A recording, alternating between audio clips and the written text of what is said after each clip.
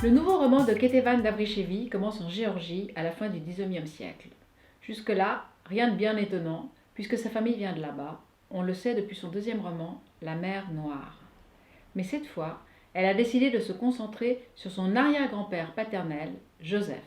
Et là, elle a trouvé un sujet à faire pâlir d'envie tous les écrivains de la rentrée. Joseph avait toute une bande de copains. Parmi ses copains, il y en avait un peu plus grand que les autres, un peu plus énervant aussi. Il s'appelait Joseph Staline.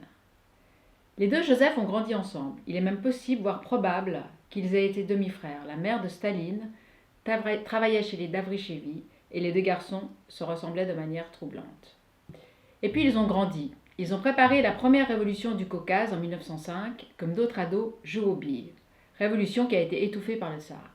Staline a été expédié en Sibérie, d'où il réussira à s'évader, et Joseph, lui, a émigré en Suisse, puis en France. À partir de là, leur destin se sépare.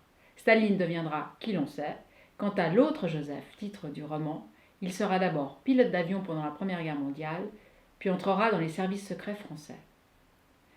Dans les années 30, un général envoyé par Staline viendra tenter de le convaincre de rentrer au pays.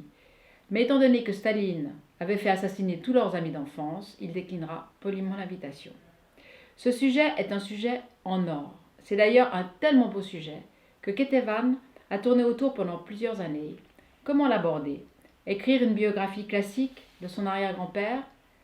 Mais il y avait beaucoup de zones d'ombre autour de cette légende familiale, de cet aïeul fantôme. Alors elle a choisi le roman, tout en se basant sur des documents authentiques, comme le livre autobiographique que son arrière-grand-père a écrit après la mort de son meilleur ennemi, soulagé de savoir qu'il le laisserait définitivement en paix. Elle a aussi puisé ses informations dans les petites histoires qu'on se raconte dans les familles. Elle a rencontré ceux qui l'avaient connue.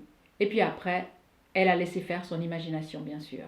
Elle a réinventé l'enfance des deux Joseph. Elle a comblé les vides. Bref, elle a fait son boulot d'écrivain, son beau boulot d'écrivain, avec la sobriété qu'on lui connaît.